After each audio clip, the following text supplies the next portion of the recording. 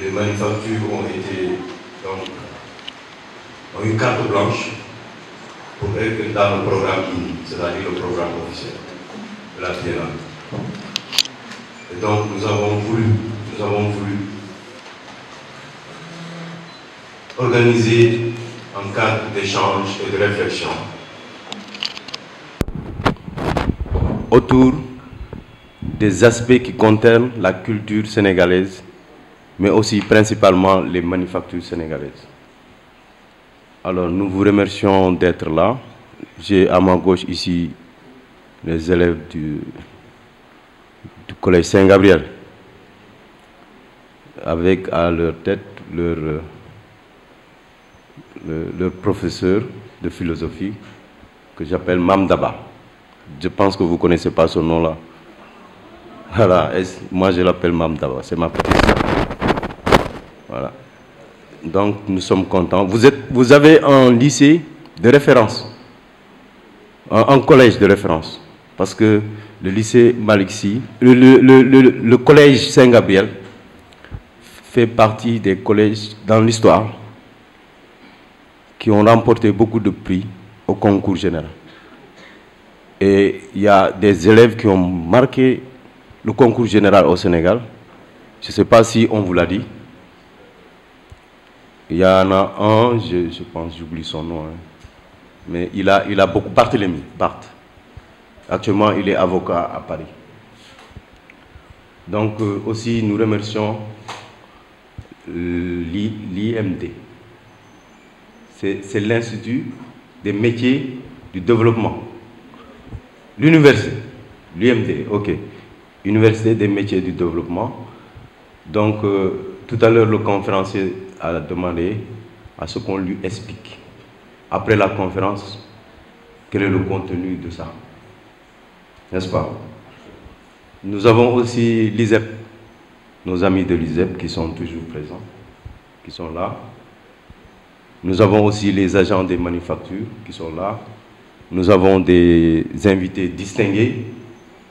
Nous avons ici en face de nous le doyen ancien des manufactures, Baye Mouké Traoré, qui est un grand artiste sénégalais de rang mondial. Nous avons aussi notre ami, notre doyen, notre grand frère, notre conseiller, M. Lansana Cissé, qui est un ancien des manufactures aussi. Et nous avons aussi Madame Khadim Madame Diop, qui est chef du personnel du ministère de la Culture. Donc sa présence, pour moi, c'est tout le ministère de la Culture, Dakar et région, qui est là, c'est-à-dire au niveau national, de par sa présence. Merci. Nous avons aussi notre grand ami, qui est un grand ami du président du conseil d'administration des manufactures. Je pense que vous le connaissez. C'est un grand artiste. C'est Gorgolou. Est-ce que vous connaissez la série Gorgolou? C'est lui, Abdallah. Il est là. Voilà. Il aime beaucoup les manufactures. Il vient pratiquement toutes les semaines avec le président du conseil d'administration. Il est vraiment un ami des manufactures. Merci. Ah, Baïmougué, ok. Ouais, c'est bien ça. Donc, on se retrouve. Bon, moi, je n'ai pas l'autorisation de présenter le conférencier. Bon, ce que je puis dire, c'est quelqu'un qui a marqué ma vie, humainement et professionnellement. Donc, je ne peux pas en dire plus. C'est quelqu'un qui a marqué ma vie. Alors, je laisse Jules Ngom, Souleymane Ngom, qui est un ancien du ministère de la Culture, conseiller aux affaires culturelles, qui nous a appris beaucoup de choses dans notre carrière, de présenter le conférencier. Bon, ils auront l'occasion d'en parler. C'est des parents. Merci. Tout à l'heure, en présentant Baye Mouké Traoré, il faut ajouter qu'il a été lauréat du Grand Prix du chef de l'État pour les arts. Il faut le dire. C'est le papa de Brian. Ouais. Donc c'est un monument. de la création artistique au Sénégal. Alors, c'est encore et toujours un honneur d'être là parmi vous, d'être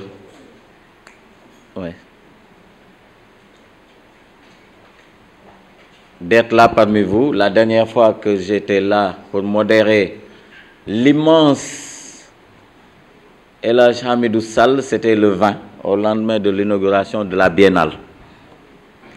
Ce fut un grand moment de réflexion, d'échange.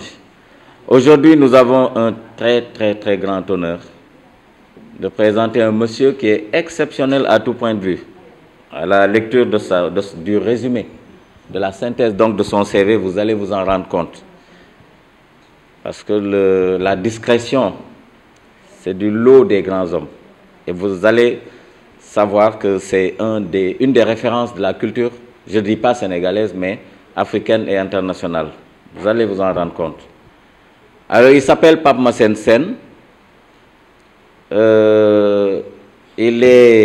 à l'heure, j'ai entendu également le DG parler du collège Saint-Gabriel, que nous respectons, que nous aimons beaucoup, et son lot de lauréats du concours général. Mais voilà un ancien lauréat du concours général qui est à ma droite. C'est votre conférencier. Il a fait le lycée Gaston Berger de Kaolack, lauréat de philosophie au concours général en 1970. Baccalauréat mention bien.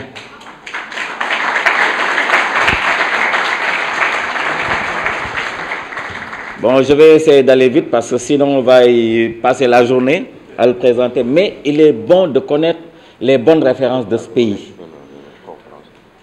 Pour l'enseignement supérieur, il a fait les classes préparatoires Hippo-Khagne et Khagne au lycée Chaptal à Paris, admis sur liste supplémentaire d'entrée à l'école normale supérieure Saint-Cloud de France. Là, c'est de très prestigieuses écoles. Pour ses diplômes, on va aller vite, hein.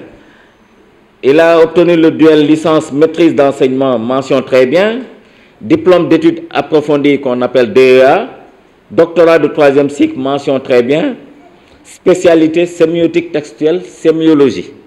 Ça ne court pas les rues, hein, cette spécialité. Pour son parcours professionnel, en enseignement et recherche, il a été professeur de littérature africaine à l'Institut national des arts au Sénégal, d'où sont sortis votre DG et d'autres ici qui sont présents dans cette salle. Il a été directeur du Centre d'études des civilisations CEC, chargé de cours à la Faculté des lettres et sciences humaines de l'Université Cheikh Anta Diop de Dakar. À l'époque, ça s'appelait Université de Dakar. Chargé de cours à l'école des bibliothécaires, archivistes et documentalistes EBAD, Université Cheikh Anta Diop de Dakar. Chercheur, directeur des archives culturelles du Sénégal. Chercheur, conservateur du musée Théodore Monod de l'IFAN, Université Cheikh Anta Diop de Dakar. Il est chargé de recherche titulaire, chercheur au département des langues et civilisations de l'IFAN, Institut fondamental d'Afrique noire, Université Cheikh Anta Diop. Professeur à l'Institut supérieur des arts et cultures Isaac. Il est professeur associé à l'Université Senghor d'Alexandrie en Égypte. Pour sa carrière dans l'administration publique, il a été conseiller du président de la République du Sénégal, M. Abdou Diouf, chargé de la culture. Conseiller spécial du Premier ministre en charge, Souleymane Ndéné Ndiaye, en charge de la culture et du tourisme. Secrétaire général du ministère de la Culture. Bon, vous avez aussi été directeur de cabinet avant d'être secrétaire général du ministère de la Culture, de la francophonie et des langues nationales. Il a mis directeur de cabinet ministre. Bon, d'accord. Secrétaire général de la Commission nationale pour la francophonie à la présidence de la République, président du conseil d'administration de là où nous sommes, les MSAD, Manufacture sénégalaise des arts décoratifs de Thiès, président du conseil d'administration de l'agence de presse sénégalaise APS, vice-président du conseil d'administration de l'office de radiodiffusion télévision sénégalaise, anciennement appelé ORTS, président du comité des experts de la CEDEAO pour le renforcement de la coopération culturelle entre les États membres dans le cadre du NEPAD. Responsable du volet promotion des industries culturelles du comité de pilotage du projet de promotion des investissements privés PIPP, Sénégal, Banque mondiale. Je crois savoir que ce projet est logé à l'APIX. Délégué général adjoint à l'organisation du 15e sommet de la francophonie 2012-2015. Membre de S-qualité du conseil d'administration du musée des civilisations noires 2017-2020. Ses fonctions et missions internationales, car il a eu une très riche carrière internationale. On va en faire la synthèse. De 90 à 94, il a été directeur du cabinet du secrétaire général de l'Agence de coopération culturelle et technique ACCT à Paris, M. Jean-Louis Roy. 1994-96, directeur du bureau de liaison de l'Agence intergouvernementale de la francophonie à Genève, en Suisse. Observateur permanent de la francophonie près de l'Organisation des Nations Unies à Genève. Secrétaire permanent du bureau des ambassadeurs francophones accrédités à l'ONU à Genève. Expert consultant auprès de l'UNESCO. Expert consultant auprès de l'Organisation internationale de la francophonie OIF. 2001-2003, président d'un organe subsidiaire du comité intergouvernemental de l'UNESCO pour l'élaboration de la Convention pour la sauvegarde du patrimoine culturel immatériel.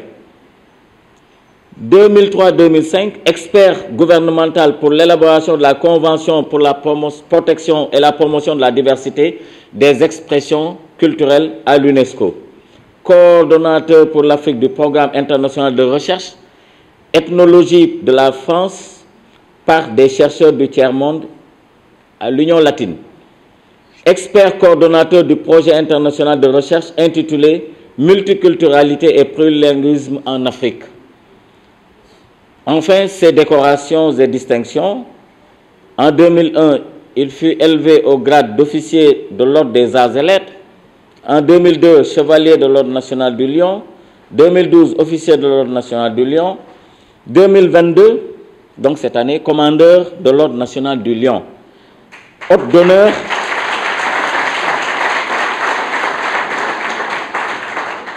d'honneur, détenteur de la clé de la ville d'Esmeralda en Équateur. L'équipe qu'on devrait normalement recevoir en Coupe du Monde. Mais enfin. Alors, mais ce n'est pas fini, hein? Et ce n'est pas écrit. Et là, on sort du cadre intellectuel pour que je l'appelle Djaraf Papmasen Sen. C'est un grand Djaraf. Il n'est pas simple Djaraf, il est grand Djaraf de naissance. Du côté de son père, il est petit-fils de Mangsiga Sen. Vous savez, les griots, quand ils chantent Wagan Kumba Sandian, Dougou Dougou Wagan, Genfi Djarfi Wagan, tout ça. Mais celui qui, grâce à qui Wagan Kumba Sandian Faye, qui a régné de 1534 à 1634, donc 100 ans, celui qui waral Mbirmi, c'est son arrière-grand-père, Mangsiga Sen, sans qui Wagan ne serait pas élu. C'est une très longue histoire, il pourra vous en parler par des digressions quelquefois. Mais du côté de sa mère, il a également un titre de noblesse dans le Sine, à Diakhao Sine, c'est les Bissik. Donc il a un double titre de noblesse, Grand Djaraf et Bissik. Bon, je ne parlerai pas également de son père, de son grand-père. Le stade de Fatick porte le nom de son grand-père, Massen Sen. Donc, dans l'ordre de l'ascendance, ils sont chefs de canton, chefs d'arrondissement, sous-préfet, etc.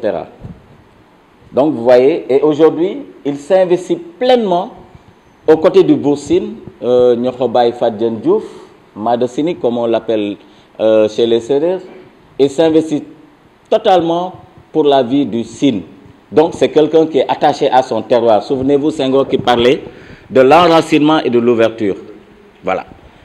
Alors, je ne vais pas très longtemps traîner en parole. Je vais lui céder le micro pour qu'il vous parle de ce thème extrêmement important, les manufactures sénégalaises des arts décoratifs.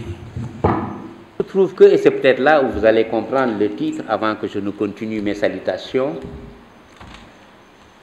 ce monsieur se pose beaucoup de questions et c'est très important pour un intellectuel. Et arrivé à la tête de cette structure, il se posait notamment la question de savoir quelles étaient les implications du passage de la structure dénommée manufacture au singulier, nationale, de la tapisserie au singulier, aux manufactures au pluriel, sénégalaise, ce n'est plus national, des arts décoratifs. Poussant la réflexion, et il a eu à partager son questionnement avec moi, il s'est demandé ce que peut être la création d'un musée. Vous venez de sauver tous les rats-couleurs là, parce que ça c'est une initiative digne de Sérère, vous avez un bon point. Merci. Alors, il se trouve qu'il a continué le questionnement pour se demander ce qu'un musée, manufacture sénégalaise des arts décoratifs, mais nous sommes en Afrique. Je voudrais, avant qu'on entame le débat, après avoir remercié le directeur général qui m'a associé à cette réflexion, et vous verrez qu'elle est capitale, remercier aussi mon cousin que je taquinais tout à l'heure, Souleymane Ngom, qui a fait énormément dans ce ministère de la Culture, qui a dirigé des centres culturels régionaux, qui a formé beaucoup de nos jeunes cadres et qui s'est investi pleinement dans ce ministère. Je voudrais dans la même lancée remercier tous les anciens qui sont ici, qui ont fait dans ce pays la promotion de la culture, et j'ai l'habitude de rappeler aux gens qu'il faut éviter de confondre la culture avec les expressions artistiques qui n'en sont qu'une partie. Comme lorsque vous voyez un arbre, les racines que vous ne voyez pas, le tronc, les branches, les feuilles, les fleurs. Oui, les expressions artistiques constituent les fleurs des arbres, parce que c'est la partie la plus belle et la plus visible, la plus agréable à apprécier. Ça n'est pas forcément la plus importante, sans racines, aucun arbre ne tient. Mais il se trouve que c'est l'ensemble de l'arbre que nous, dans notre culture, nous considérons comme un système significatif, important, parce que vital. Et ça n'est pas hasard si l'on nous dit garab. Garab, l'arbre, mais garab, le médicament. Permettez-moi donc de remercier les anciens. Ne te cache pas, tu ne peux pas te cacher. Alors, merci. Ben, tu vois, je suis juste au remerciement et donc tu vas en faire partie.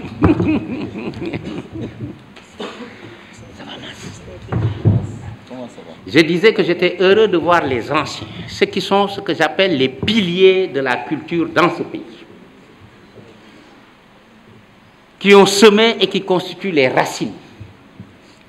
Vous en avez ici et vous avez aussi la relève. Et c'est cela qui est heureux. Je ne l'ai pas vu depuis très très longtemps et j'aimerais bien qu'il me rappelle son nom d'ailleurs, parce que je sais qu'il a été... Oui, parce que c'est lui qui était là auprès du gouverneur comme conseiller. Quand j'étais président du conseil, nous avons démarré ici dans beaucoup d'activités. Michael Mbaye. C'est un honneur, c'est un privilège, parce que Magui, bu ñu demee ba déplacé wu lu leen jaral moo leen di déplacé.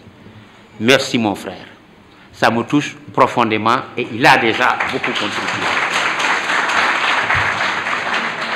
Le directeur général le rappelait aussi tout à l'heure, Baïmouké Traoré. C'est un pilier. Un artiste fécond, mais pas seulement fécond, novateur. Par ailleurs, avec ce que j'appellerais un caractère allez, je vais le nuancer, querelleur, comme moi. J'allais utiliser un autre qualificatif, mais c'est à cause des jeunes que je t'épargne. On a partagé ce même caractère querelleur, c'est-à-dire critique, qui permet d'avancer dans la vie parce qu'on ne prend pas tout pour argent comptant. Parce qu'on ne prend pas tout pour argent comptant, mais je m'empresse d'ajouter pour les jeunes, notamment Halpuraar, qui pourraient dériver dans la courtoisie, la discrétion et la politesse. On parle de contester, de s'interroger, de poser de bonnes questions, mais dans la courtoisie et la politesse. Donc, c'est ça qui amène aussi à l'innovation. Certainement qu'il nous parlera tout à l'heure, parce qu'il a vécu ici dans cet établissement, les manufactures, et ensuite, il a pris le risque, parce que c'était un risque. Vous savez, quand vous êtes dans une structure, où vous avez un salaire fixe qui tombe à la fin du mois, vous êtes en sécurité, même si vous n'êtes pas dans l'abondance. Mais quand vous prenez le risque d'être un opérateur économique, n'est-ce pas, messieurs du développement, à ce moment-là, vous avez en face de vous toutes les pistes d'incertitude. Est-ce que l'argent va tomber? À quel moment? Comment on fait? Etc. Il a pris ce risque pour aller monter ses affaires personnelles, continuer dans la création et arriver à un niveau aujourd'hui mondial parce qu'il est à un stade où ce qu'il crée n'a pas de commune mesure nulle part. Et vous avez ce que les gens évitent dans l'administration. N'est-ce pas, Michael? C'est les syndicalistes. Ce sont les empêcheurs de tourner en rond. Mais comme je viens de dire qu'il faut avoir l'esprit critique, je ne peux pas les blâmer. Et vous en avez un, c'est Lassana Cissé, qui a été un grand, très respectable syndicaliste dans cette maison.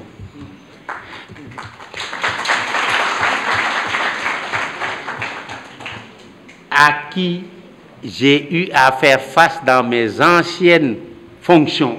Il vient de rappeler, j'ai été directeur de cabinet, j'ai été secrétaire général du ministère. Donc, la première phase a été une phase de face à face, c'est-à-dire de confrontation, jàkkaarloo. Mais nous nous sommes compris, nous nous sommes appréciés, nous nous sommes estimés. Tous les deux, nous sommes à la retraite et nous continuons à nous fréquenter. C'est devenu un frère. Merci d'être présent aujourd'hui. Vous avez la relève, comme je disais tout à l'heure, mais avant d'y arriver, il faut que je parle d'Abdallah, alors que j'aurais dû commencer par la dame. On vous l'a dit tout à l'heure et ça résumait tout.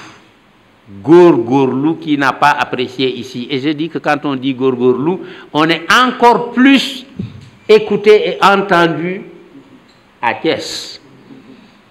L'ancien Premier ministre qui s'appelait Idrissa Seck, qui est de Thiès, et je ne fais pas de politique, je n'en ai jamais fait. Faisant sa déclaration de politique générale, donc un peu ce qui constituait notre vue, son référentiel a été culturel et artistique, c'était à partir de góorgóorlu, pour dire qu'on sanctionne positivement, qu'on sanctionne négativement, qu'on encourage, etc., etc. Ça suffit comme référence. Merci d'être présent, même si ce n'est pas pour moi. Merci. La relève, je disais, avec une dame, et le symbole est fort. L'on me reproche, tout en me présentant comme quelqu'un de très conservateur, d'être très féministe. J'ai dit que dans tous les pays du monde, jusqu'ici, ça ne va pas très bien. Je ne dis pas que ça ne va pas bien, je dis que ça ne va pas très bien. Mais jusqu'ici, dans tous les pays du monde, à 98%, ce sont les hommes qui ont dirigé. On n'a qu'à essayer la deuxième partie.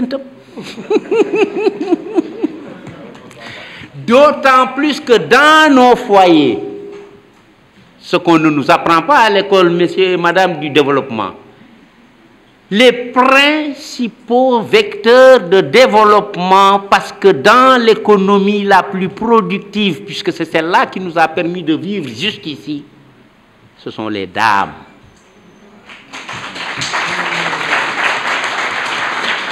Ce sont les dames. C'est elles qui gèrent au quotidien.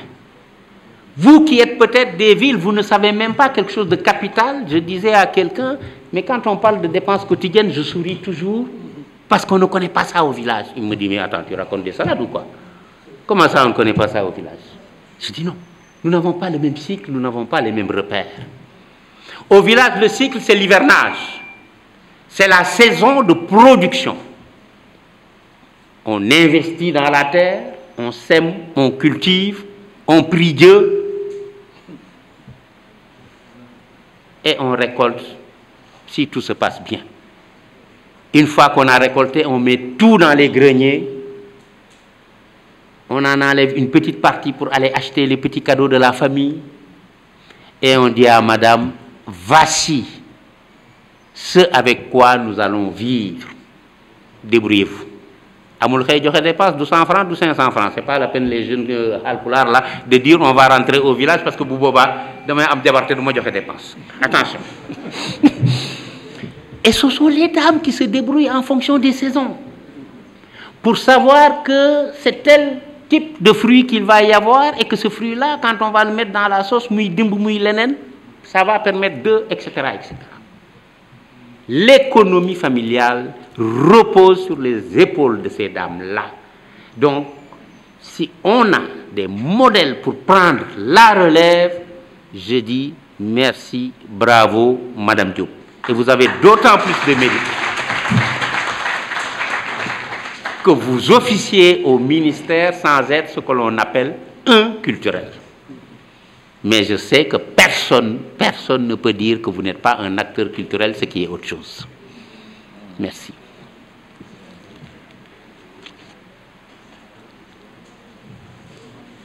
Last but not least, vous m'avez entendu dire, il ne peut pas se cacher, c'est pas la peine. Massamba Gueye, que beaucoup d'entre vous connaissent parce qu'ils l'ont vu et ils le voient et ils continuent à le voir et à l'apprécier à la télévision. Un des tout premiers conteurs dans ce pays. Au départ, professeur enseignant dans la transmission, mais aussi dans la recherche. Et c'est une génération que j'apprécie beaucoup avec son ami Laman Baye, qui, comme il disait pour me taquiner, on a tellement triché dans ta thèse de doctorat pour avoir de très bonnes notes et les professeurs nous disaient où est-ce que vous avez pris ça que je te dois tout et c'était avant de te connaître. Mais il se trouve que c'est le même qui m'a rendu un hommage, comme on dit, que je ne pourrai jamais plus lui rendre. Merci encore pour la présence alors qu'il venait de la Côte d'Ivoire d'abord. Il est passé en transit. Le lendemain, il a continué sur Paris et je vais l'interroger là-dessus. Il vient de rentrer, mais il m'a dit, je ne peux pas ne pas venir.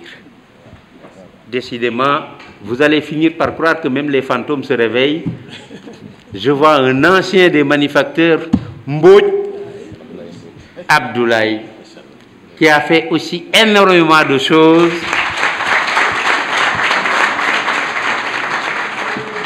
Et quand j'ai voulu provoquer à Genève nos amis qui se disent spécialistes de la tapisserie, parce que j'ai organisé une exposition de tapisserie en francophonie à Genève, avec les tapisseries de Tournai en Belgique, les tapisseries des Gobelins en France et les tapisseries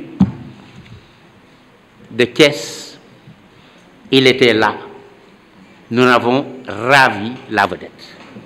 Longue introduction, mais on a le temps. Massamba, merci. Merci infiniment. Et voilà la relève, comme je disais, une dame, un homme. ils sont en train de porter haut le flambeau. Alors, je le disais tout à l'heure, le directeur général s'est interrogé et m'a interrogé. Pourquoi la manufacture nationale de tapisserie au singulier, ensuite les manufactures sénégalaises des arts décoratifs? Et je disais que c'est d'autant plus important qu'en vérité, ça ne vient pas de quelqu'un qui ne maîtrise pas la langue. C'est venu à un moment où le président de la République s'appelait Léopold Sédar Senghor, qui maîtrisait la langue française et qui n'utilisait pas les termes au hasard. C'est important comme repère. La deuxième chose à avoir comme repère, c'est de confronter. Nous avons cette faiblesse en tant qu'universitaires, il faut qu'on sache de quoi on parle. Les gens ont l'impression quelquefois de savoir, ça n'est pas toujours très précis. D'abord, commençons par le commencement. Qu'est-ce que signifie le mot manufacture? Une manufacture, au départ, c'est tout simplement une structure de fabrication, d'une part, donc de production, d'autre part, le produit qui sort de cette unité de fabrication. Voilà ce que signifie une manufacture en français. C'est une structure de production et c'est le produit qui sort de cette unité de production. C'est les deux faces.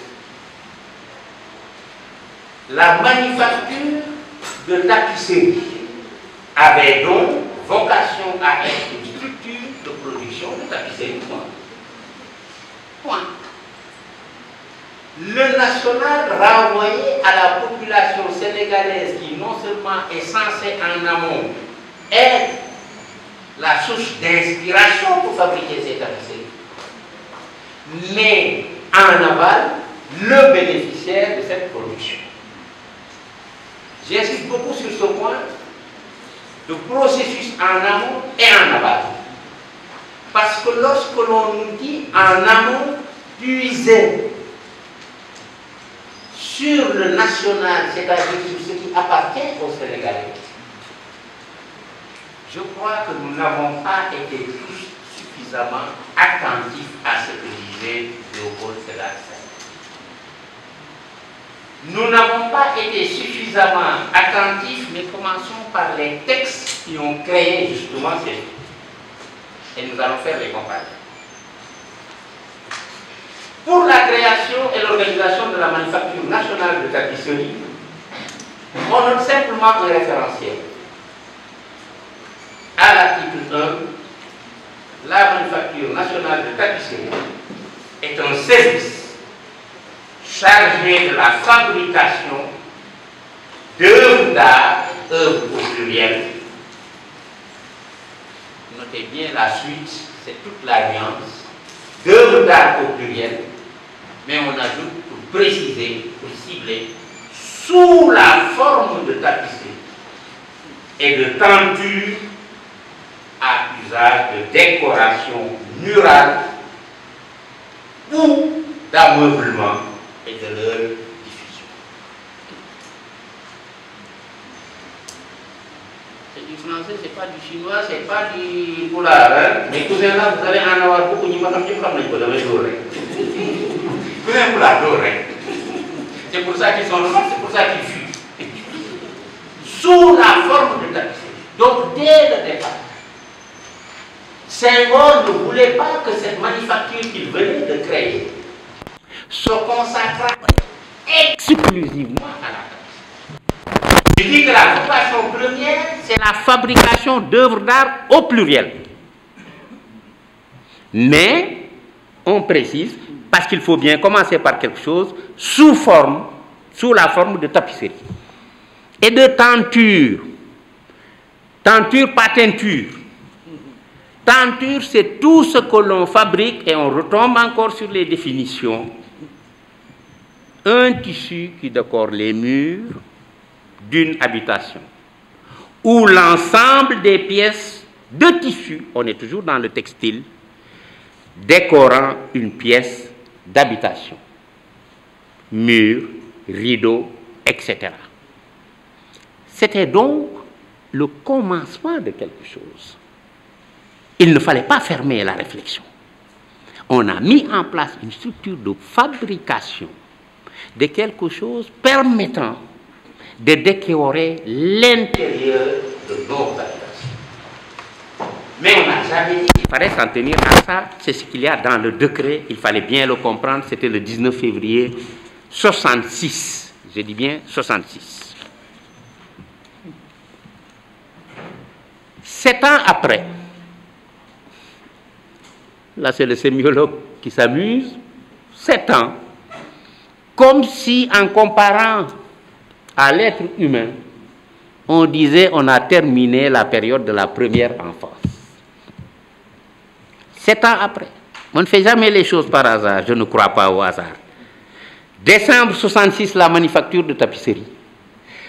Décembre, le même mois, 1973, 7 ans après, on sort de la petite enfance, on sort de l'expérimentation et cette fois-ci, ce n'est pas un décret, mais Senghor fait prendre à l'Assemblée nationale pour montrer toute l'importance de cette affaire, une loi.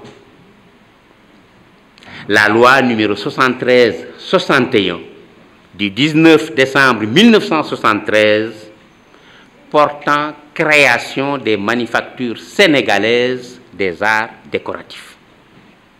Et j'en retiendrai un pour notre débat d'aujourd'hui.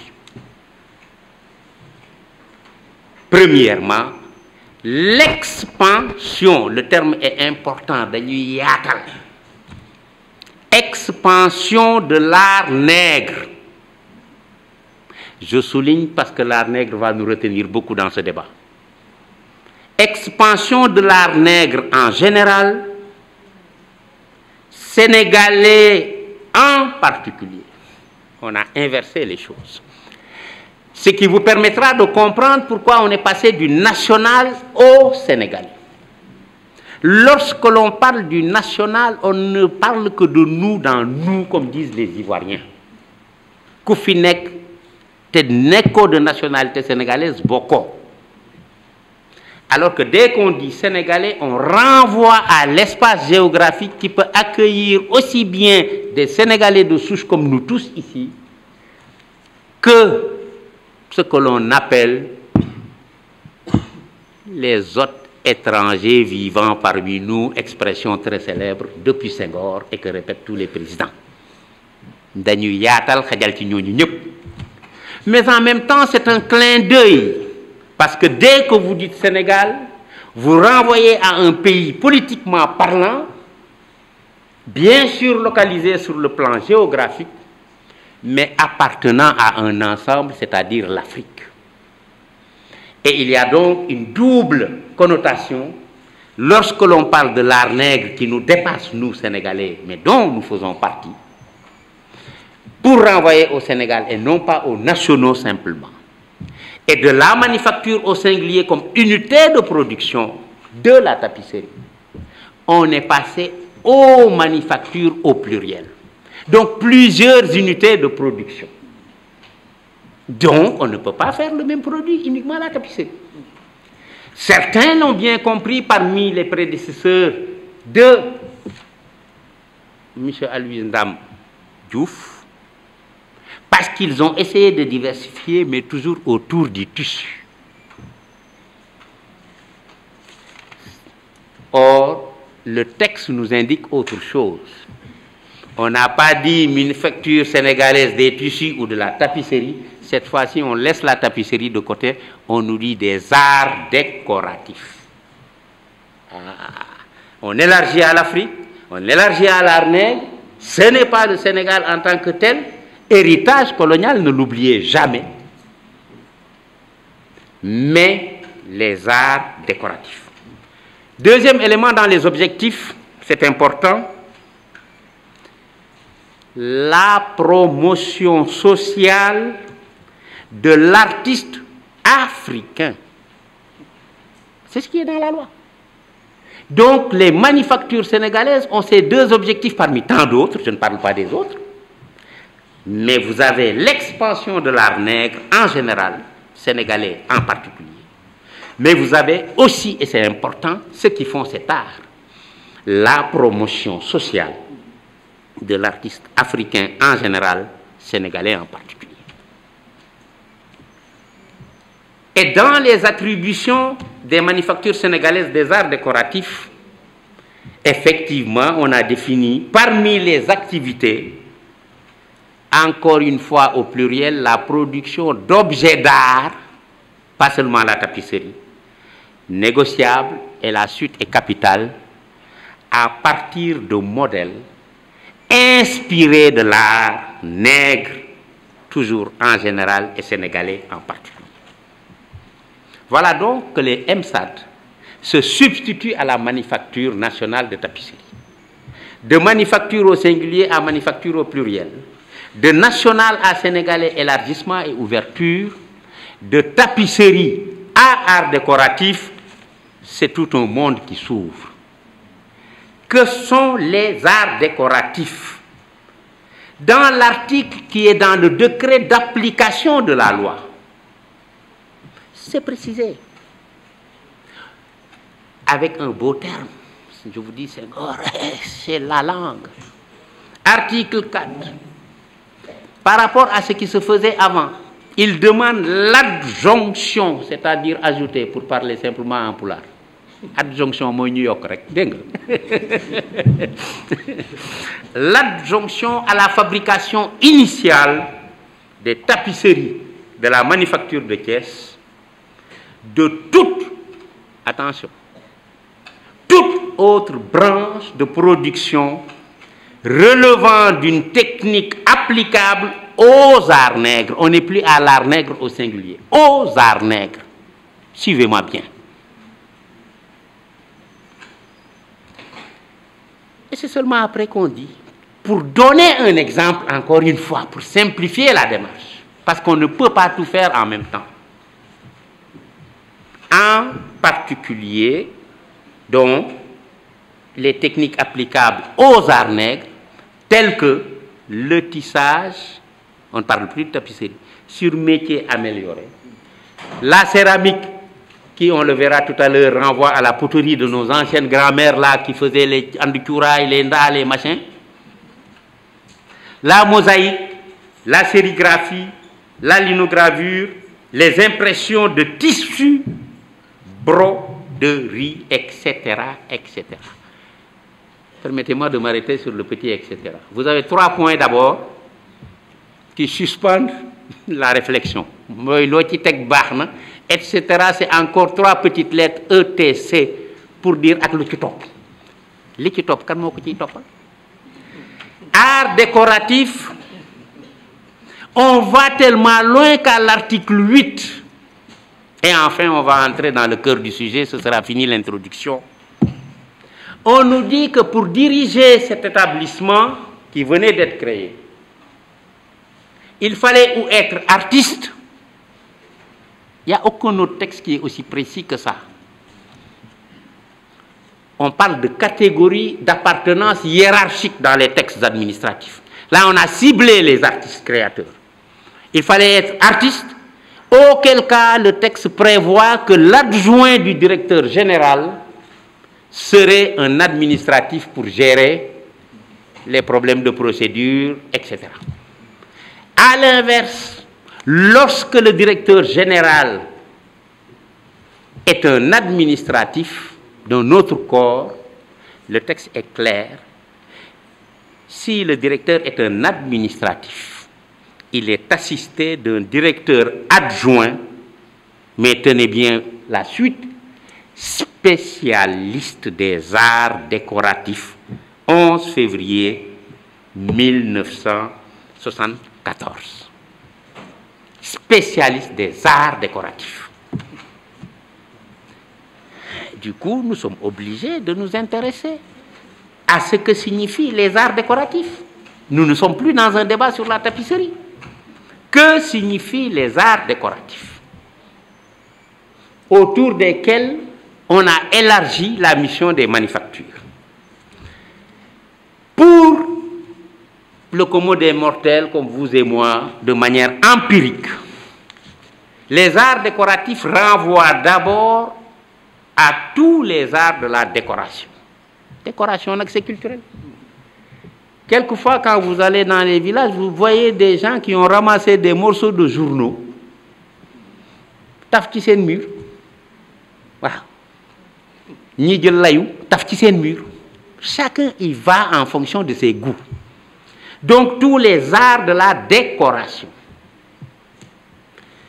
Mais pour les spécialistes, par contre, les arts décoratifs constituent l'ensemble des arts, ça revient à la même signification, mais on n'y met pas les mêmes choses. Ensemble des arts dont la finalité, c'est-à-dire l'objectif, est le décor. Décorer, c'est quoi? C'est rendre beau. Rendre beau. Et du coup, nous retrouverons évidemment la tapisserie qui était à la base de la création de la manufacture. Cela fait partie des éléments de décoration. Mais on peut y ajouter tous les éléments de l'ébénisterie, les meubles pour rendre beau. L'orfèvrerie, lorsque les femmes sont en toilette et qu'elles mettent des bijoux. La céramique, la verrerie, tout ce qui touche au rideau, à la broderie, etc. Les lustres pour rendre beau, les chevets, le mobilier, etc. Mais cela nous renvoie à un débat intéressant et on arrive au cœur du sujet. C'est que nous constatons qu'en Occident, lorsqu'on parle des arts décoratifs, on a comme référentiel culturel cette vieille distinction du XVe siècle où on dissociait les arts dits mineurs des arts dits majeurs. Les arts dits mineurs, ce sont les pratiques et les produits de nos artisans. Et les arts dits majeurs, c'est ce que l'on déterminait, qu'on qualifiait, qu'on ciblait comme étant la production des artistes. Voilà déjà une autre distinction. Artiste, artisan. Première question que je me pose et que je vous pose. Est-ce que quelqu'un dans cette salle peut me dire si dans l'une ou l'autre de nos langues nationales, nous avons déjà cette distinction entre artiste et artisan? La question est en suspens. Y a-t-il? Je dis témérairement non, jusqu'à ce que quelqu'un me dise je connais et c'est dans telle langue. C'est capital. Artiste, artisan, c'est d'autant plus important que tout ce qui permet d'embellir l'être humain et son habitat entre dans ce vaste champ des arts, rafetal. Mais cela va plus loin culturellement parlant. Une bonne action, quelque chose qui est utile à la société, jëf ju baax égale, madame la philosophe, jëf ju rafet. Munoo ñu ne def na lu baax, la bonne et belle action vont ensemble, c'est comme une pièce de monnaie chez nous. Vous ne pouvez pas faire quelque chose de bien et que l'on vous dise oui, mais malheureusement, c'était moche. Chez nous, culturellement, on n'est pas dans l'expression artistique. Le beau va avec le bien. Parce que nous avons la source éthique qui est là et qui est profondément ancrée. Voilà donc l'autre dimension qui vient s'ajouter dans cette approche des arts décoratifs. L'esthétique donnée aux objets utilitaires a autant d'importance qu'un objet de décoration simplement esthétique, même s'il n'est pas utilitaire. C'est important. Mais qui produit ces arts décoratifs? Avant d'y arriver, revenons à l'auteur, qui est la source de notre réflexion, Léopold Sédar Senghor. Inaugurant déjà la manufacture nationale de tapisserie. Donc avant même qu'on ne parle des manufactures sénégalaises, li ñuy naan junj doy na borom xel ça n'est pas un hasard, on est vendredi, si on vous dit aussi, dans le Coran, Borom Khel yi la Yalla di waxal. Ceux qui sont là et qui ne voient que l'apparence, tant pis. Ils n'ont rien compris. Il faut aller dans la substantifique moelle. Déjà en 1966, dans son allocution pour inaugurer les manufactures, Senghor disait que pour que tout cela puisse marcher correctement, il fallait, et je cite, trouver un style national et des techniques modernes accordées à notre temps. Il faut aller puiser dans les sources profondes du passé. C'est ça le national. Y allier les techniques modernes de l'innovation et de la créativité. Mieux, le même Senghor insiste en disant ce style, on l'a pourtant, mais en résumé, c'est cette espèce de dialectique qu'il fait entre l'enracinement et l'ouverture, ce qui est totalement africain, art nègre, au pluriel, et ce qui nous vient de l'Occident, ce qui lui a valu beaucoup de critiques. Et il se dit, oui, on a quand même ce style national, le ministre des Affaires culturelles l'a rappelé, c'est la symbiose des techniques importées de la France, il cite carrément la France, et de la culture traditionnelle. Ce n'est pas la France qui m'intéresse ici, c'est la culture traditionnelle. C'est lui-même qui précise, par culture traditionnelle. J'entends ici le faciès atlantique de la culture nord-soudanaise. De celle-ci, la pertu sénégalaise a gardé le sens de la décoration et du raffinement, virgule, et on touche encore à l'essentiel de notre culture. Quand quelque chose est beau, je vous dis que c'est bien. Les qualités de noblesse et d'élégance. De noblesse et d'élégance. Et cette fois-ci, ce n'est pas le beau et le bien simplement de manière générique. On va en profondeur, ça veut dire le lien absolu qu'il doit y avoir entre esthétique et éthique. Esthétique et éthique. La noblesse et l'élégance. C'est le lieu d'ouvrir une petite parenthèse, je ne développerai pas ici. On a tort de mettre dans la tête des gens, peut-être par ignorance ou par raccourci un peu hâtif, que la noblesse renvoie à une catégorie sociale. Il y a une aristocratie, il y a une élite, comme dans n'importe quelle société. Je dis ça aux étudiants, quelquefois ils sont énervés. Qu'est-ce que c'est que ces histoires-là sur les cas? Je dis, Thaïlène. Toute société a son référentiel. Maintenant, on peut, pendant, après, etc., évaluer. Mais il y a une hiérarchie. Le débat, il n'est pas là. La noblesse est une vertu.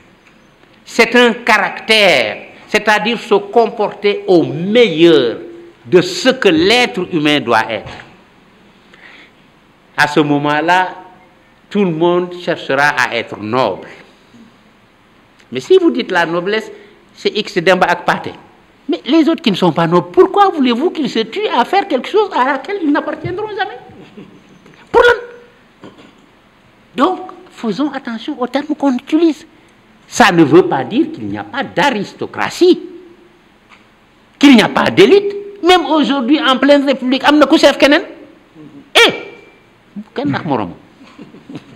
donc, le débat, il n'est pas là. Là, les qualités de noblesse et d'élégance nous ramènent à ce link, ce lien entre esthétique et éthique dans les arts décoratifs. Et du coup, dernière citation pour avancer, c'est le même Senghor qui nous dit, en outre et plus profondément, toujours dans le même discours. J'espère que le directeur le distribue assez largement parce que c'est intéressant leur catalogue. Parce qu'il y a tous ces trucs-là à l'intérieur, ce n'est pas seulement à voir, il y a à réfléchir. Le discours de Senghor, toujours à l'inauguration. Senghor nous dit, en outre et plus profondément. Donc on sort de la surface. La jeune peinture sénégalaise s'est donnée spontanément comme mission d'exprimer sous une forme plastique, retenez bien ce qui va suivre, les rêves dont se nourrit notre peuple, le vieux fond de mythes et de légendes qu'a toujours traduit l'art nègre. Mesdames et messieurs, avec toutes ces citations et ces différentes confrontations, il est difficile de ne pas comprendre que ce que Léopold Sédar Senghor a voulu mettre en place ici,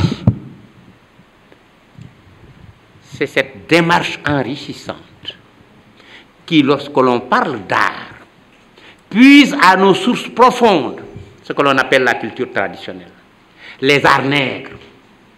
On ne laisse rien de côté pour faire remonter, moderniser et donner un style nouveau. Et c'est là où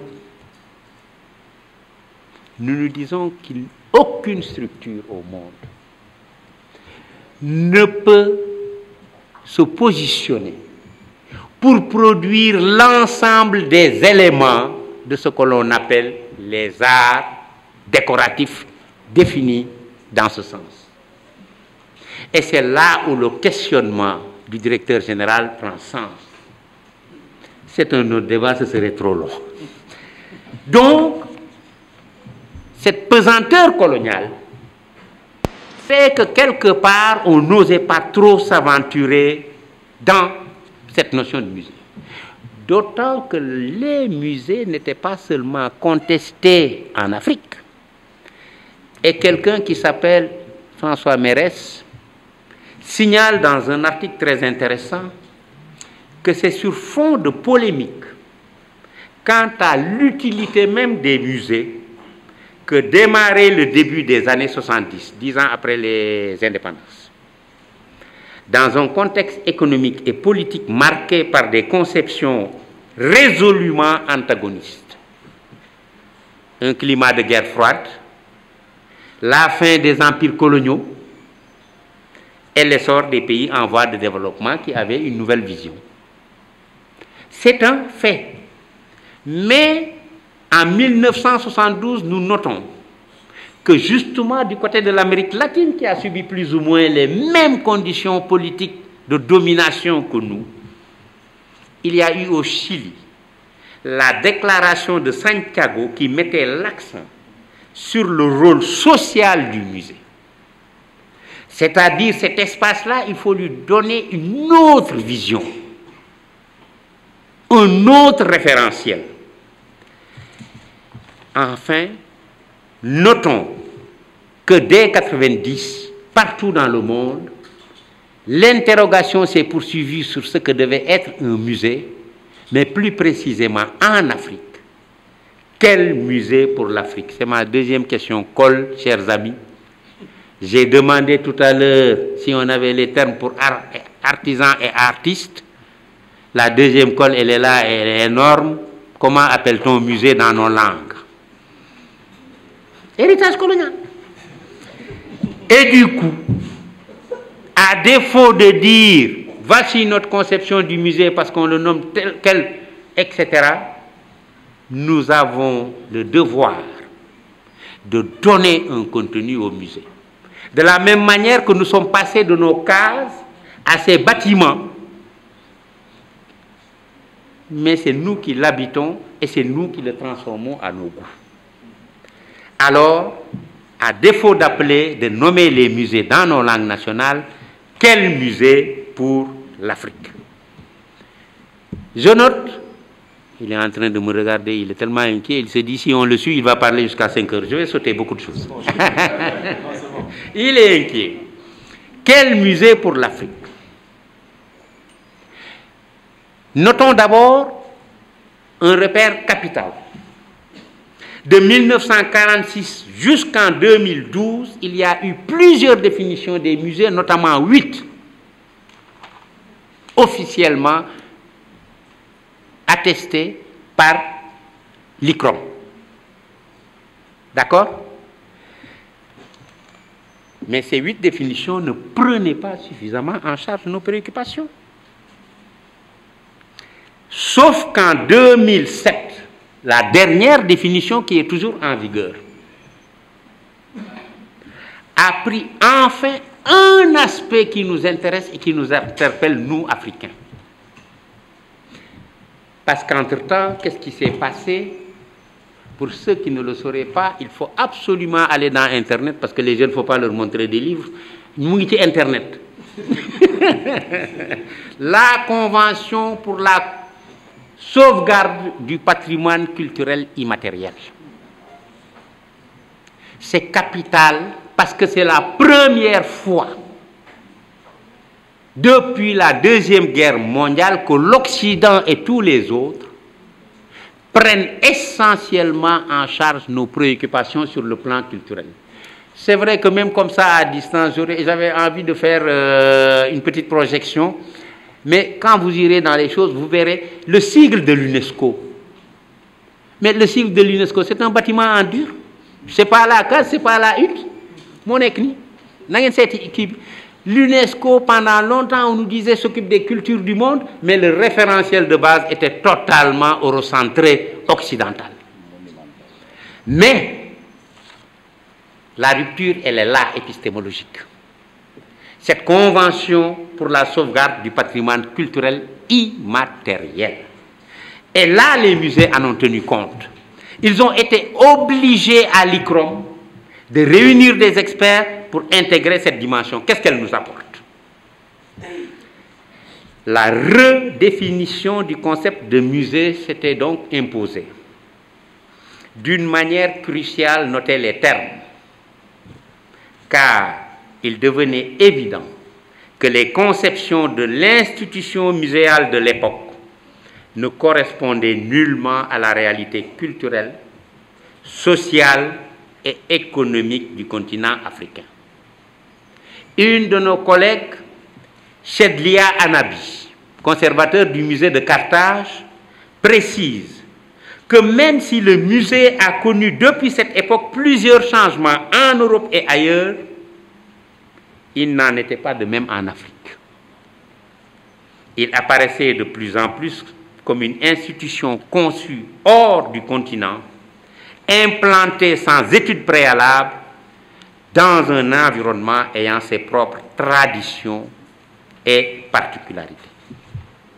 C'est cette prise de conscience qui va nous amener à ce que nous souhaitons faire ici. Depuis donc les années 90, la réflexion s'est poursuivie. On a voulu faire des greffages, je vais vite. Une série de rencontres de 91 à nos années. Et enfin arrive, ne serait-ce que ce constat.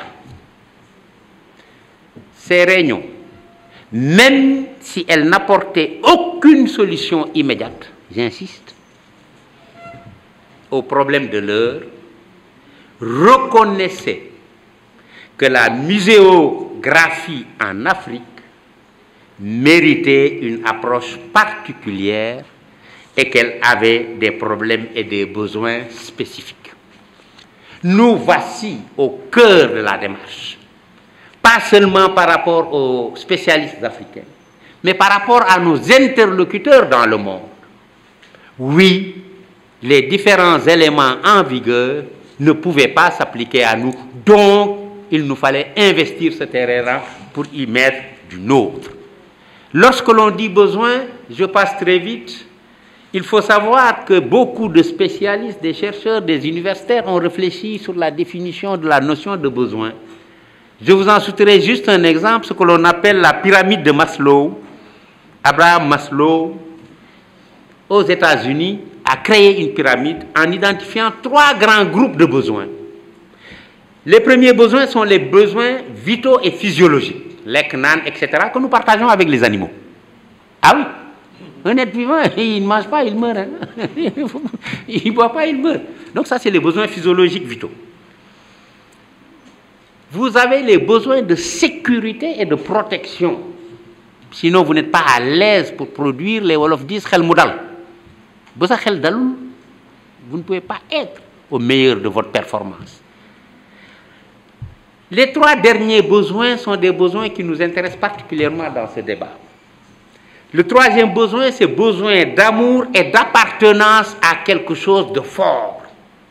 Appartenance à la collectivité Lébou, à la collectivité Nangam, au groupe de ceci, les Cissé qui de temps en temps yëngal fii dem ba ci kaw ko ba ci Magan Cissé. Là, ça non. Oui, on a besoin, parce qu'on n'est pas seul au monde, d'appartenir à quelque chose.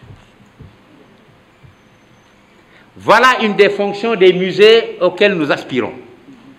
Il faut qu'on dise, voici à quoi nous, Sénégalais, ici dans ces manufactures, nous appartenons et que nous allons révéler au monde, parce qu'on estime que ça vaut le coup. 4e besoin, besoin d'estime de soi. Je taquine toujours les étudiants en disant, est-ce que vous avez déjà vu quelqu'un qui a fait un curriculum vitae en mettant dessus, j'ai redoublé en classe de 6e, wala bi ma nekkee 3e dañ maa repêché. Donc les gens ne choisissent que les éléments sélectifs de valorisation. Et c'est pour ça qu'on vous dit, mettez les années. Comme ça, quand on verra que vous avez mis 15 ans au lycée, pour avoir votre baccalauréat, on saura que vous étiez un nulard. Mais vous n'allez jamais mettre que vous étiez nulard et que vous avez redoublé. Quelqu'un qui est fou. Estime de soi. Et c'est là où la culture est déterminante. Parce qu'à chaque fois que vous voyez des choses valables, valorisantes, si elles ne sont attribuées qu'à ceux qui appartiennent à un groupe auquel vous n'appartenez pas, vous pouvez admirer, vous pouvez essayer d'apprendre, vous pouvez imiter même, mais vous savez que ce n'est pas vous.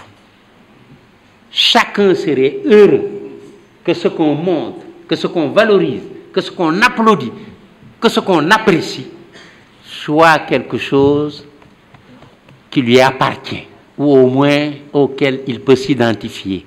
C'est toute la notion d'identité. Ça n'est pas par hasard qu'on vous met carte d'identité nationale. Besoin d'estime de soi. 3e et 5e et dernier élément, le besoin de se réaliser, c'est-à-dire de s'épanouir. Nous avons besoin de dépasser notre contingence animale parce que nous appartenons au règne animal. Mais il n'y en a pas d'autre scientifiquement. Règne végétal, règne animal, règne minéral. Nous ne sommes pas des minéraux, nous ne sommes pas des végétaux, mais nous appartenons au règne animal. Et c'est de cela que nous nous élevons pour être non seulement au-dessus de tous les animaux, mais du règne végétal et du règne minéral. Et cela, c'est la culture qui le permet. Seule la culture le permet à travers un vecteur de transmission de valeurs, de savoir et de savoir-faire et de savoir-être, l'éducation. Voilà un autre volet important qu'un musée permet d'avoir. Ce sont donc ces éléments-là qui nous amènent à dire que le musée en Afrique est précisément celui dont nous rêvons ici. Doit se préoccuper des particularités relevant du patrimoine culturel africain. Et Mas va être tout heureux, et ce n'est pas moi qui le dis, c'est une amie tunisienne. Je répète, le musée en Afrique doit se préoccuper des particularités relevant du patrimoine africain, essentiellement fondées sur l'oralité.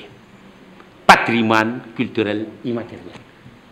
Mais vous vous souviendrez que Senghor déjà avait parlé des mythes et légendes qui nous représentent.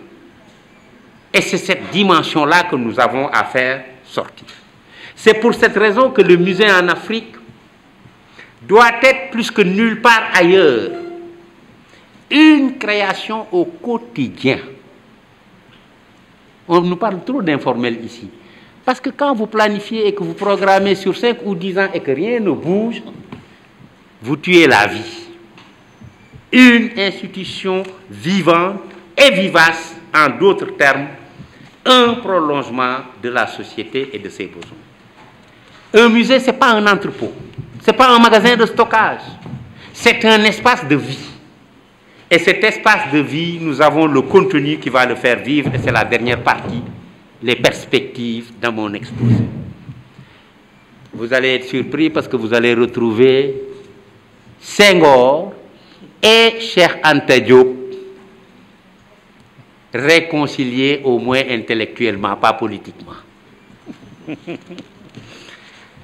Le musée à l'africaine, les éléments qui doivent y être, doivent s'articuler autour d'une collection patrimoniale.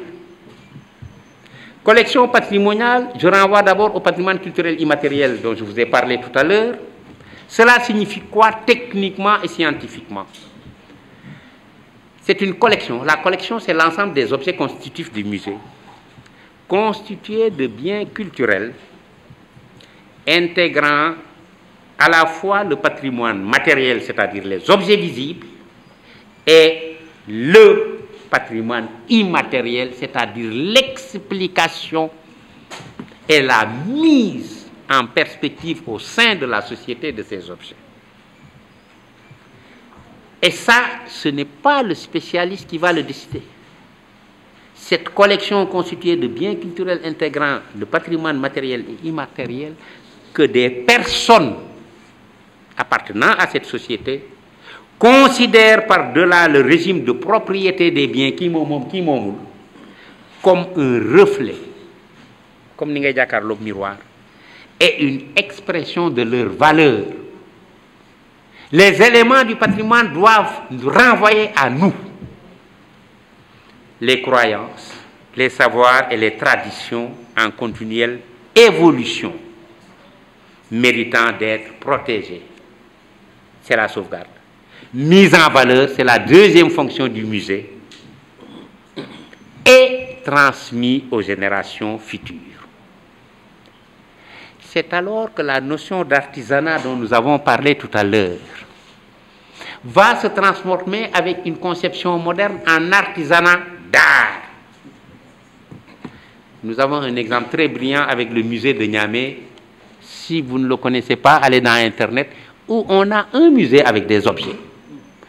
Les explications, mais c'est en même temps ce que vous avez comme village artisanal ici au Sénégal, qui est à l'intérieur du musée où vous avez les artisans qui produisent au quotidien. Les tisserands, les forgerons, les nags. Ils vivent, ils font vivre le musée et les produits sont intégrés au système interne. C'est cela la dynamique du musée à l'africaine. Ce n'est pas un espace mort où on enferme des objets morts déconnectés de la réalité. C'est un espace de vie, de transmission générationnelle. Parce que dans la Convention de 2003 dont je vous ai parlé, dans la notion même de sauvegarde, on comprend l'identification, identifier, la documentation, la recherche, la promotion, la mise en valeur et enfin la transmission par l'éducation formelle et non formelle est un terme important, ainsi que la revitalisation, redonner vie des différents aspects de ce patrimoine. Et c'est là où peut-être, comme je le disais tout à l'heure, nous voyons que Senghor, Césaire, Cheikh Anta Diop avaient finalement les mêmes perspectives, et c'est sur ça que je vais conclure, c'est la dernière partie de mon exposé. Mais que nous apporte en plus Cheikh Anta Diop? Cheikh Anta Diop nous fait comprendre que d'un côté, nous pouvons avoir le musée qui révèle des objets témoins. Un témoin n'est pas un acteur, un témoin vous montre ce qui s'est passé et que d'autres ont réalisé, point. On peut passer de l'objet témoin à l'objet vecteur de savoir, de savoir-faire et de savoir-être. Il est témoin, mais il est vecteur, il est porteur de quelque chose de nouveau. Il est révélateur d'un savoir-faire. Il ne faut pas qu'on nous fasse croire que nous n'avons pas une certaine technicité.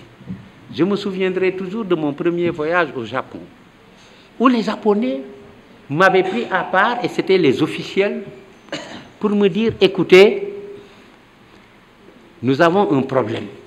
Est-ce que vous avez vu la production de bijoux de vos propres artisans bijoutiers?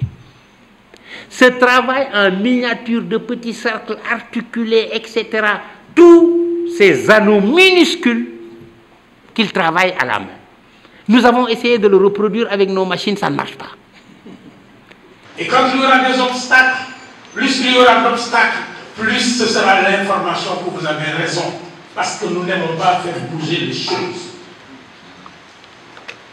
Moi, de ma petite position où je suis, je ferai tout ce que je peux à mon niveau, administrativement, pour que ce projet tienne vie.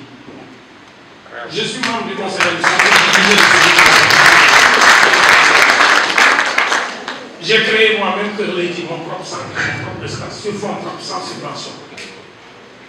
Mais ce musée, il doit exister.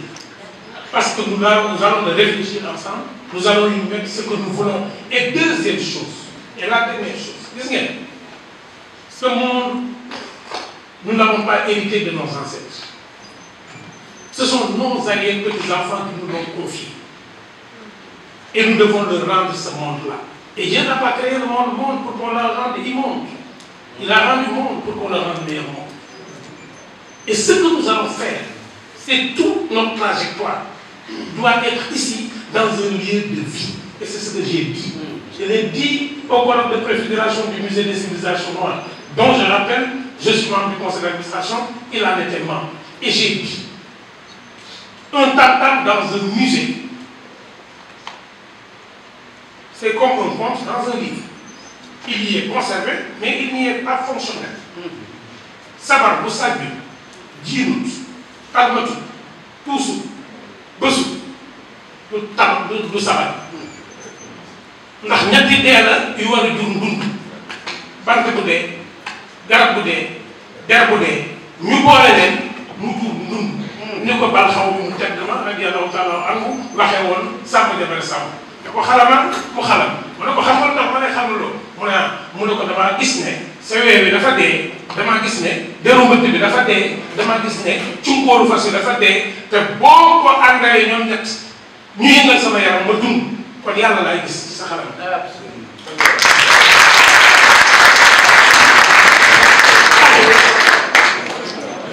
Monsieur le directeur général, avancé. Serigne Fallou ne woon ne bëri nga ci mbàntal tegal sa loxo. Tegal sa loxo mu dem boo tegul mu dem teg sa loxo nag mu dem yaakaar ne yaa tax mu dem dafa gën. Hiver, printemps et automne. Unité monétaire, continent autonome. Démocratie monarchique, pathétique et euphorique. Je tente sur ma terre-mère et familière une misère durant des airs avec un bonheur éphémère. Pudique est parti, caduc est ici, pour rendre pire de pire et nuisible l'ennemi. Mes connaissances sont sans sens. Je pense, je repense et pense les choses du monde en essayant de penser ma plaie. Je tiens une craie et décris mes pensées. J'écris le passé pour m'en passer et m'en débarrasser. Je rêve d'un développement média qui fera le tour des médias, fera le tour de la planète, passant par une information claire et nette. Mon slam veut le salam et partout dans mon âme, j'ai ce même état d'âme. Salam alek, je me l'ai dit à ces guerriers, je veux dire ces innocents qui ont connu le pire pour que parmi les premiers, l'Afrique se tire. Lumumba et Sankara, sans oublier Mandela, sont morts écrivant dans leur testament qu'un jour l'Afrique se développera. Faut-il croire nous permettra d'y arriver? Comment voulons-nous développer si nous laissons l'Occident nous guider? Solidarité est le mot d'ordre pour semer l'ordre, et c'est ainsi que l'Afrique se séparera de la dépendance pour suivre le chemin de la totale indépendance. Merci.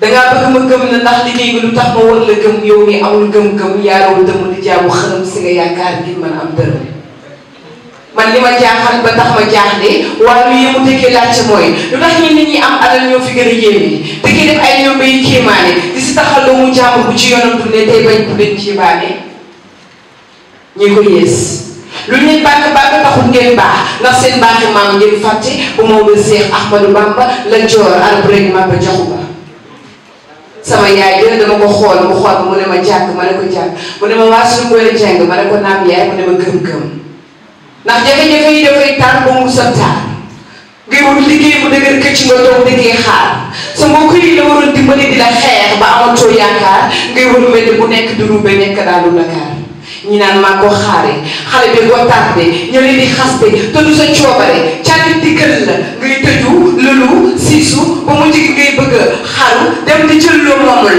ak loo amul amatoo ci sa bopp cër te ko amul cër si sa bopp kenn du la cëral jugal wéral taxaw dëgër buñ la buux ngay tërëf xool la xaalis ngay jaamu xërëm bañal ndax mën na laa dugg ci lëndëm xoolal li ngay wutal dërëm ngir nga bañ a ëlëm sa bay gi takkoon sërëm liggéey sa baay ngir làq am ngërëm waaw ndax sëy ak la ñoo xam ni day moo koy bàkk waaye doogu moo koy bëree ko te bu nangu fasu àdduna war sa kaw di la dawal bàyyi ma sàmm gay nee na da ngay fexe nekk ab jokeer war ci kawam di ko doxal te bu ñu fàtte waxi maam Cheikh Ibrahima Fall lamp ya lépp lu liggéey di may ab góor war naa ko tàllal ab loxo di ko ndax yaa ngi sa doole liggéeyal bàyyi xool ab loxo bu tàllal ko jëm si kanam loolu ab joxali la waaye juróomi baaraam yu tàllal ko jëm si kanam loolu ab ñaan la te ki la yombalal am kii la xañ àjjana teg la si yoonu safara dem bàyyi la safaan wa salaam. Qui me demande, s'il vous plaît, pour ceux qui me demandent toujours c'est quoi Kër Leyti, c'est de la transmission. Vous voulez savoir ce qu'on fait à Kër Leyti? C'est des jeunes comme ça. Parce qu'il est possible de former des jeunes comme ça. Il est possible de le faire. Mais il nous faut un musée dans lequel ces jeunes pourront venir.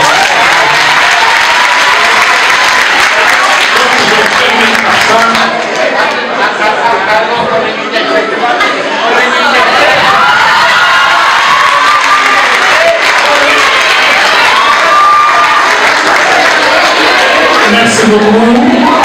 J'ai envie dans moins de 2 ans, j'ai envie de revenir ici et de vivre ce moment-là dans le musée. Parce que c'est un moment que je ne vis nulle part. Dieu sait que je connais les musées. Mais, monsieur le directeur général, merci beaucoup de tenir avec Lassana. Je voulais remercier Lassana, je termine par lui.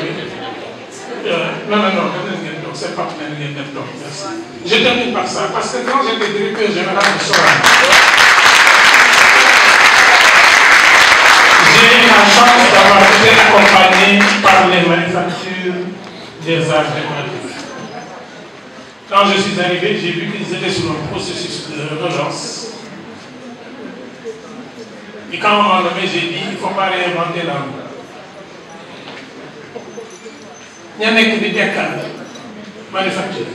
Si je les appelle, ils vont me dire de ce que. Et je les ai appelés. J'ai commencé par les syndicalistes. Ils sont venus me trouver à Dakar, dans mon but. Ils m'ont dit, nous ne ni le côté, ni l'administration. Voilà comment on fonctionne. Après, j'ai appelé le directeur général d'alors, mon grand frère Sindicek, avec qui j'étais la semaine dernière à Dijon. Et j'ai dit, dans mon bug, il y a une manufacture de Sorano pour Dekiwak. Moi, c'est ça qui m'a sauvé à Sorano. C'est ça que je dois aux manufactures. Le style que j'ai essayé d'imprimer, c'est ce style-là. Et aujourd'hui, quand je rentre dans cette salle, j'ai levé la tête, tellement sourire, je vais lever la tête. Ramène le temps.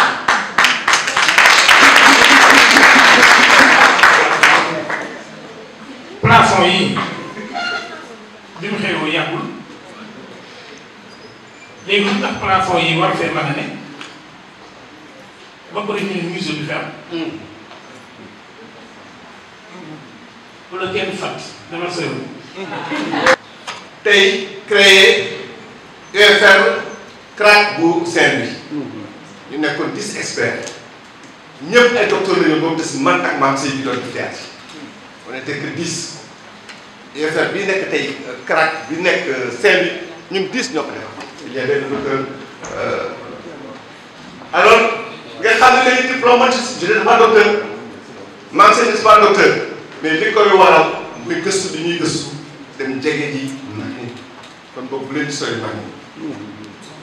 Aujourd'hui nous avons vraiment un panel ni ñu koy waxee bu taaru parce que quand on a aujourd'hui Pape Assane Lemane Massamba Gueye devant nous, le docteur, notre colonel Momar Gueye, docteur Maï, mais il y a aussi notre professeur, je pense qu'il n'est pas parti, Mamadou Kane, qui est égyptologue, donc l'université Alexandrie, bu fi nekkee aussi, et tant d'autres, ñu nekk fi yaakaar naa sax invité amuñu place sax wax ne ñu war a jël pour yóbbaale.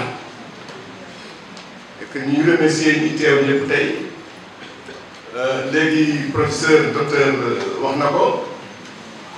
C'est un privilège que dans la première semaine bi ñu ko nommé directeur des manufactures de Sorano mu woo ma pour waxtaan ma conseiller. C'est un docteur am expérience yàgg na nekk ci administration mais bu ko defee xëy na waaye fam moo tax mu def. Je prends pendant 2 heures de temps ou 3 heures de temps mon professeur Pape Massène ñu toog di discuter ci li nga xam ne mooy culture. Aujourd'hui manufacture bi muy def affaire tapisserie la affaire art la mais aujourd'hui nous avons dans le panel des philosophes, nous avons des écrivains vraiment li ñu am tey dañuy ñaan le directeur des manufactures organiser waa lu mel nii mais ñu bañ ko def àjjuma nga xam ne on peut avoir toute une journée vraiment di travailler ci mais ce jour-là demandé au docteur Massamba Gueye que mu indi ñu élèves yi parce que lii suñu doon di def buñ sañ dëggu ñeneen ñi itam xam nañ ñu ñamale rek la asalaamaaleykum. Je commencerai d'abord par remercier monsieur Pape Massène Sène qui m'a joint l'autre jour au téléphone et on a beaucoup échangé. Mais je sais que le volume de notre échange man ak moom xajul fii man dem naa sax ba xaw na maa réeral la parce que le niveau était tellement élevé parce que à un certain niveau dem naa ba xaw ma réer mais moom ma delloo si waat. Je vous remercie professeur. sëñ bii ñu ngi doogay ci sa tey bépp yàgg naa la suivre te yàgg naa naw ci sa démarche. dal na ñaanal yàlla rek yàlla na yàlla gunge ba nga àgg fa nga jëm jaay Moussa Deme kër ngir yàlla rek li nu bokk foofu rek laa mën a yem. et saa yi moom defe naa ne depuis belle lurette on est ensemble. Je remercie au passage aussi et je félicite le directeur des manufactures. Il y a un jeune qui a beaucoup d'ambition. Man nag fi may waxee je reviendrai un tout petit peu dans la création. doyen Baba Ndiaye xale yi ngeen koy yegg parce que xam naa ni am na lu ko yàlla jox. man nag moom aussi on a beaucoup duggoon nañu ci benn discussion boo xamante ni am na ñu ci intervenir mais ñooñu ba ñu ñëwee mënuñu woon nekk sur la même longueur d'onde parce que ñu ngi woon ci kaw moom ñoom ñu ngi woon ci suuf parce que li ko indi ngeen baal ma rek ma def benn parenthèse bu ndaw ci dans le domaine de la création. Professeur am na lu mu wax il faut ñu gëm ñun suñu bopp man je suis un artiste du ma wax sama mbokk ngeen ma jeexee da ngeen mu gis mais li ma leen mën a wax moo di création tant que yóbbuwu la quelque part dans ce que moi j'appelle l'antichambre divine yaa ngi dans la périphérie du booboo ci biir parce qu'il m'arrive man à un certain moment où j'hésite à signer mes œuvres. Vous savez pourquoi? Parce que je suis conscient que je n'en suis pas l'auteur. Quand vous êtes dans une quête effrénée de la quintessence, vous savez que chaque signature est un constat d'échec. Je me cherche depuis 53 ans que je suis dans ce métier-là, je me cherche toujours et je ne me suis pas encore retrouvé. Li ma gis moo di xawma dara mënuma dara. Li tax xawma dara mënuma dara moo di je suis en quête de la quintessence. Savez-vous que la quintessence on peut s'en approcher tous les jours que je fais, mais jamais vous ne la toucherez du doigt. Et le seul fait de ne jamais la toucher équivaut à un échec. Foofu laa wax. Pour en revenir maintenant à notre musée, il y a un nez. Je vais vous dire une chose. Les manufactures, depuis 1966, li mu doon def moom lay def. Je ne suis pas d'accord. D'accord ma ak yéen ci seen concept de bien liggéey tey. Et je vais vous le dire très franchement, je n'ai rien contre vous, vous êtes très jeune. Vous n'avez même pas 20 ans d'expérience dans le métier. Moi j'en ai 53 ans. J'ai fait 27 ans, 23 ans ici au manufacture à chercher une seule chose, l'intégral au moutre. Un point de tissage qui est différent de ce que vous faites aujourd'hui. Le jour où je l'ai trouvé, c'est ce jour-là que j'ai démissionné des manifestants.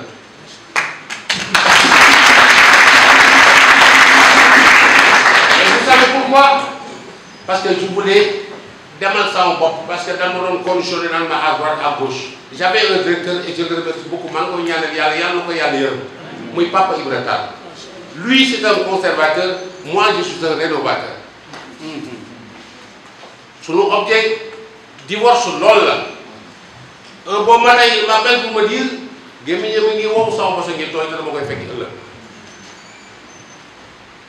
Mouké, félicitations, j'ai dit, mais directeur, sur quoi?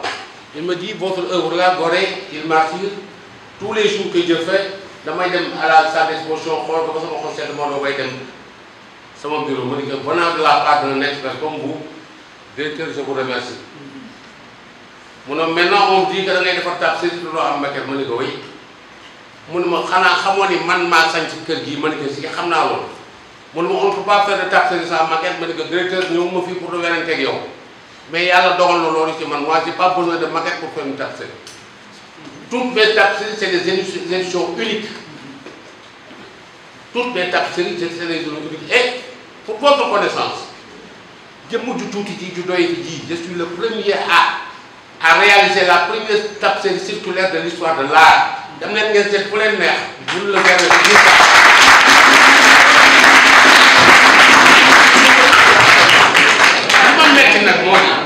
Je suis à ma 71e année. Je suis commandé ou la gannaaw su commandé yàlla xam li ma yor te mënu ma ko joxe looloo ma métti.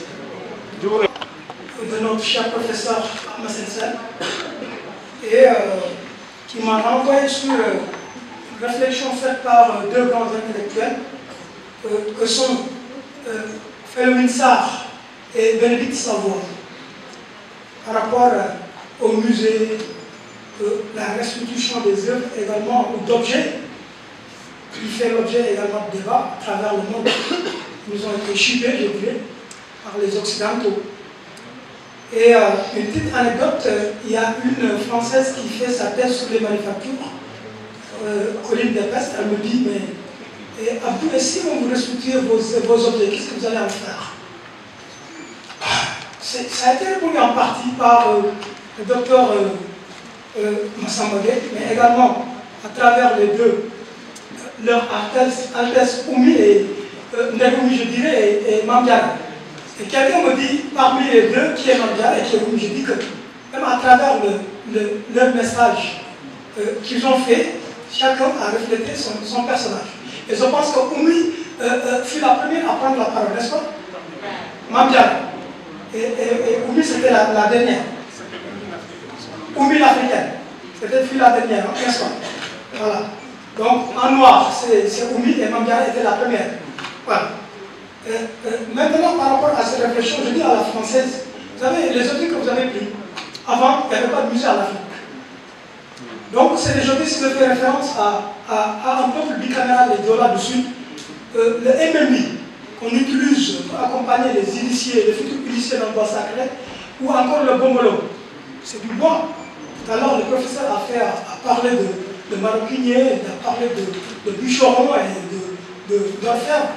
Donc, c'est des savoir-faire aujourd'hui que nous devons restituer et les avoir également dans des espaces comme ça. Je me dis, partant de tout ça, vous savez, le bois n'est pas coupé par n'importe qui en Afrique. S'il s'agit de sauvegarder et de garder et de transmettre, ce n'est pas posé n'importe où. Ce n'est pas conservé. Les conservateurs aussi, ce n'est pas n'importe qui. Les prêtresses du bois sacré en pays Diola également, je ne suis pas Diola Sérère, mais bon, je parle de ce peuple parce que c'est un peuple qui m'intéresse beaucoup. Donc, tout ce que vous avez, ces éléments pris dans leur espace, ou au côté de leur espace, vous les gardez dans les musées, vous les gardez des objets d'art africains. Vous voulez les restituer, vous parlez d'objets, tout simplement. Vous ne mettez même pas africains. Et pourtant, nos aïeux disaient qu'ils vont les emmener, mais ils vont vous les restituer. Comme en Égypte, ils ont pris beaucoup d'éléments, mais en certain moment, ils les rendaient parce que leur famille mourait, et que maintenant, on leur disait, mais attends, il faut rendre ça pour être sauvé. Donc tout ça, je lui dis, c'est pas coupé par n'importe qui, c'est pas gardé n'importe où, c'est sauvegardé également par des gens qui ont un savoir-faire tournant autour de ces objets. Donc ce ne sont pas n'importe quel objet. Les objets ont beau traverser les intempéries, que ce soit la lumière du soleil, que ce soit les pluies et tout ne se gâchent jamais. C'est pas sculpté par n'importe qui, c'est pas coupé à n'importe qui. Donc il y a même des sacrifices qui sont faits avant d'abattre un arbre, il y a toute une communication derrière, parce qu'en Afrique, on vivait en parfaite harmonie avec la nature.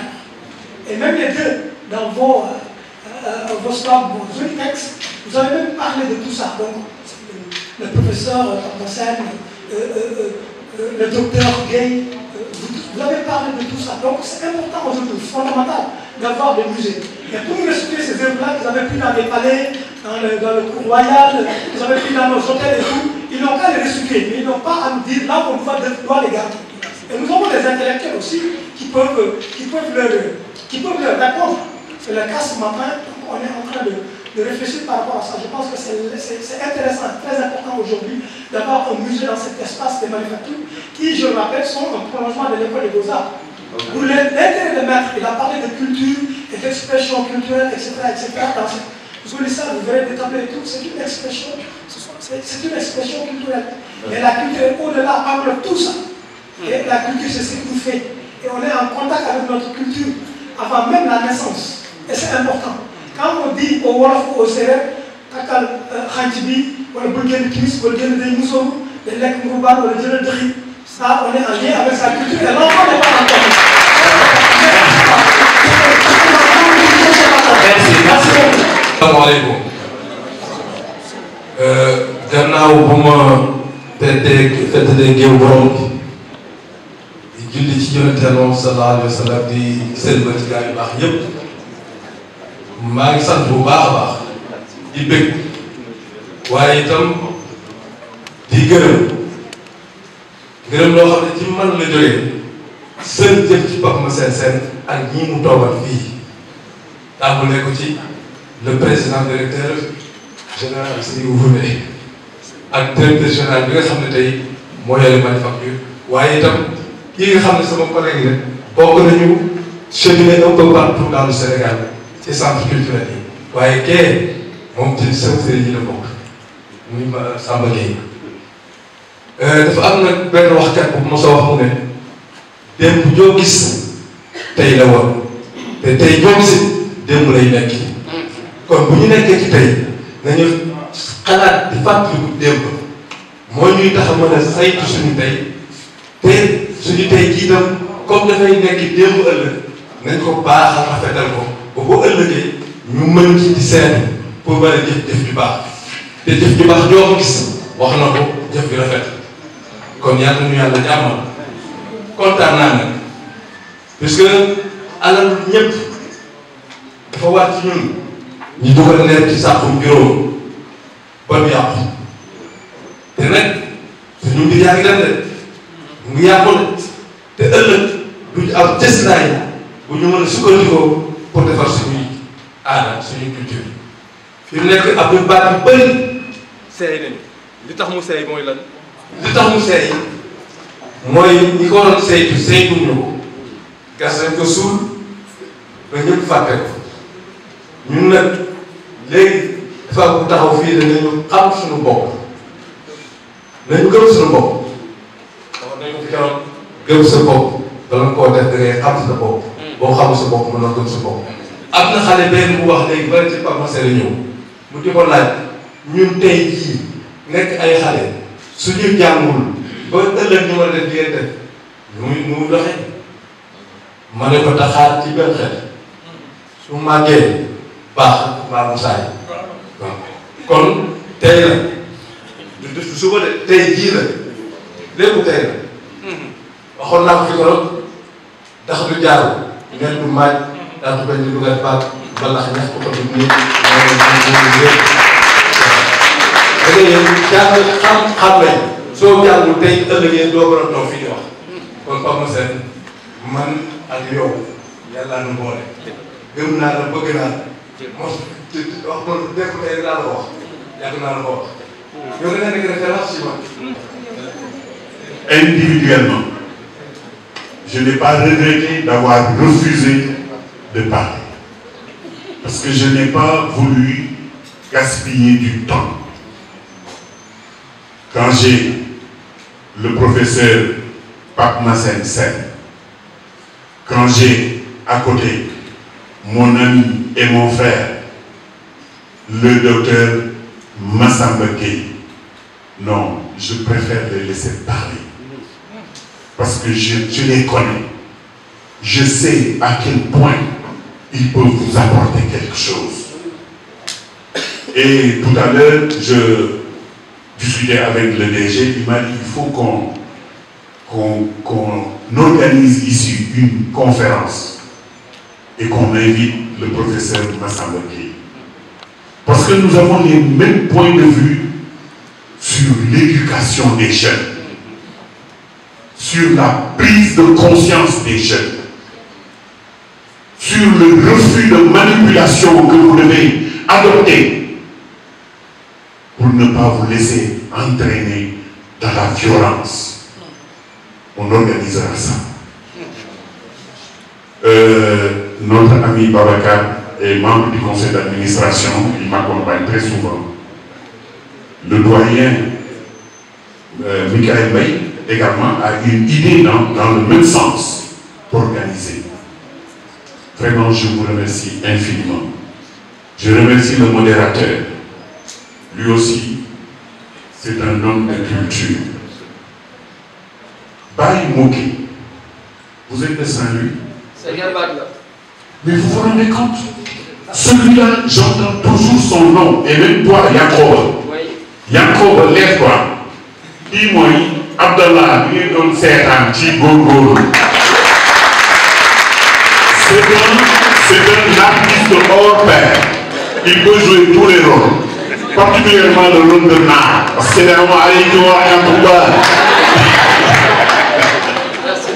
alors, il parle comme ça, moi je ne l'ai jamais rencontré. Et je suis le président du conseil d'administration. Bon, je m'arrête là, hein. Après on va voir.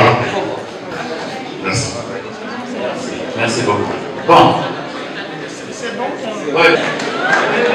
Bon, la malédiction de l'avion. Pour relire. Mais pour ceux qui sont hors du circuit, il faut comprendre que nous avons à créer du contenu dans les sites internet, aller trouver les jeunes là où ils sont. Il nous faut, que ce soit les télévisions, que ce soit les radios, que ce soit les web TV, il nous faut ce que la France avait fait à un moment, imposer un pourcentage de musique française sur les tranches de diffusion. Aujourd'hui, dans les cahiers de charge des médias sénégalais, il faut qu'on ait l'obligation d'une place pour le patrimoine culturel.